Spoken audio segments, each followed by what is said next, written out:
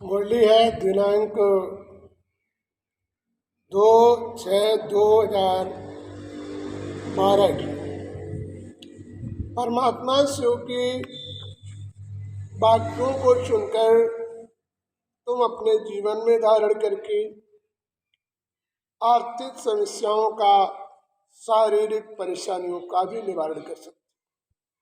यदि क्रम से तुम उसे डेली सुनोगे, क्रम से उसका पालन करोगे, तो ही भगवान आपका साथ देंगे। परमात्मा ने क्या वाक्य बोले हैं?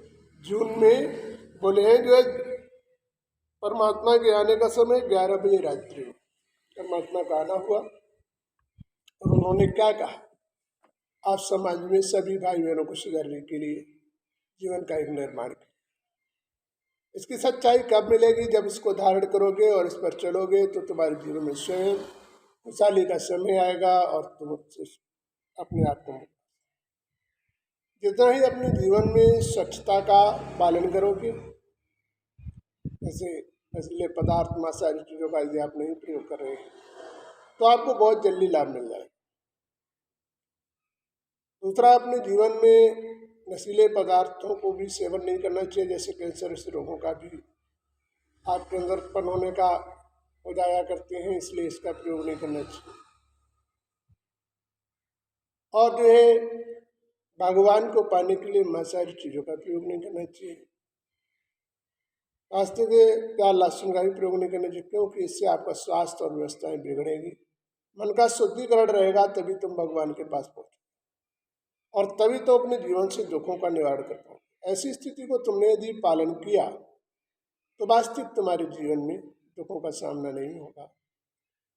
अब सुने परमात्मा ने जो अपने मुखार बिंदु द्वारा जो बताया है। परमात्मा का एक अलौकिक जन्म होता है जो कि मानव शरीर लेकर नहीं आते हैं, वो पर काया प्रवेश करके इस संसार को संदेश देते हैं। जैसे गीता में कृष्ण का माध्यम लेकर उन्होंने अर्जुन को गीता ज्ञान दिया था, इसी प्रकार से परमात्मा इस संसार में पुनर्मानव निर्माण की शिक्षा दे रहा है। उन्होंने बताया कि बच्चे अपने जीवन के कर्तव्यों का पालन करने के लिए इस संसार में जन्म लेते। जीवन का कर्तव्य है, उसका पालन करने के लिए संसार में जन्म लेते, फिर भी बच्चे अपने कर्तव्य का पालन नहीं करते। माना बच्चे अपने कर्तव्य का पालन नहीं करते, परमात्मा कहते कर्तव्यों का पालन करना चाहिए। संसार में रहकर भी हमें अच्छाइयों को धारण करना चाहिए, बुराइयों से दूर रहना चाहिए, इससे हमारे जीवन में कभी दुखों का सामना न करना।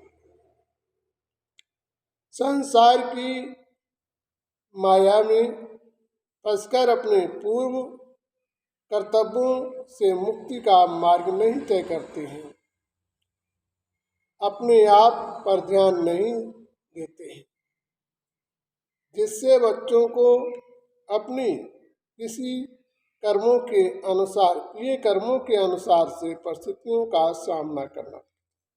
यही कारण है जिससे उसे अपने किए कर्मों के अनुसार से परिस्थिति और दिक्कतों का सामना करना पड़ता है। तो हमें वास्तविक परिस्थिति और दिक्कतों से दूर रहना चाहिए।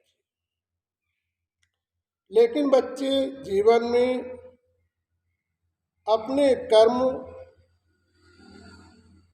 बंधन से मुक्त होने का कभी प्रयास नहीं करते हैं। जीवन सिर्फ संसार के मोह ममता से निर्धारित नहीं है।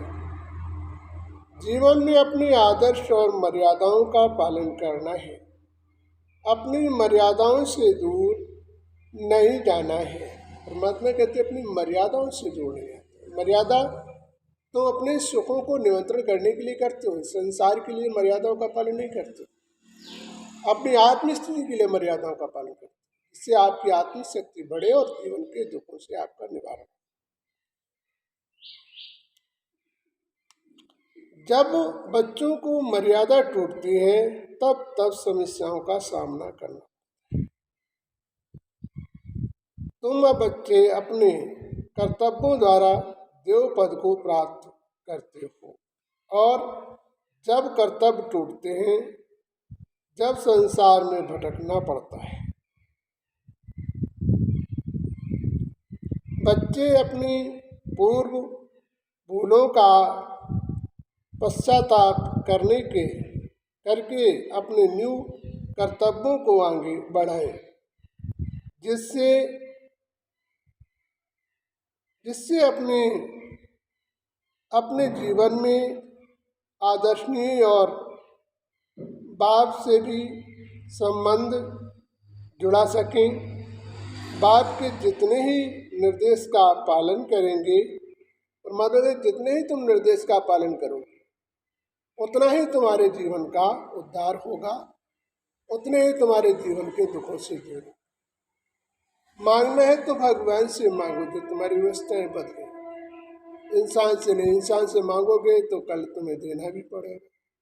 तो इसलिए भगवान से आपका सही भगवान से संबंध रखो और अपने जीवन में कर्तव्यों पर भी कायदे से हम कर्तव्य निभाना सीखें, जिससे हमारे जीवन में दुखों का सामना। उनके भाग्य का उदय होगा। सृष्टि के कर्तव्य का पालन जो अच्छी तरह से करते हैं वही बच्चे मेरे योग्य बनते हैं। योग्यता ही मेरे तक पहुंचाती है। योग्यता टूटने पर बच्चे हमारे तक नहीं पहुंच पाते हैं। जब बच्चों को अभिमान आता है तब बच्चों को अपने स्थल से गिरना पड़ता है। अभिमान बच्चों का महाशत्रु है और अभिमान ही बच्चों को विजय प्राप्त कराने में रुकावट बनता है। अभिमान बस बच्चे मुझसे बिछुड़ जाते हैं, लेकिन वो मुझको दोषी ठहराया करते हैं। परमात्मा कहते हैं अभिमान कारण बिछुड़ जाते हैं, लेकिन वो दोषी हमें ठहराया करते हैं। मैं बच्चों से के दुखों के कारण बच्चे मुझसे मिलने आते हैं, पर अपने अभिमान का परित्याग अपने मन में नहीं निकाल पाते हैं। इसी कारण अपनी तपस्या का फल स्वयं नष्ट कर लेते हैं। यही कारण है जिससे अपनी तपस्या का फल स्वयं नष्ट कर लेते हैं। अच्छा मीठे मीठे सीधे बच्चों के प्रति शिव परमात्मा की याद, प्यार और नमस्ते। जय श्री परमात्मा, जय श्री परमात्मा। हम सभी इन मुरली को सुने और लोगों तक पहुंचाने का प्रयास करें, जिससे इस संसार में मनुष्य दुख ऐसी समस्याओं से दूर हो सके। मुरली को सुने, इसके बाद में उस परमात्मा के वाक्यों को सुनकर दूसरों को सुनाएं और अपने जीवन में स्वयं खुशहाली लाएं, दूसरों को भी खुशमयी बनाएं। ये भी एक दान है। इस दान को समस्त हमारे भाई बहनों को करना चाहिए, जिसमें तुम्हें भी पुण्य प्राप्त हो। जय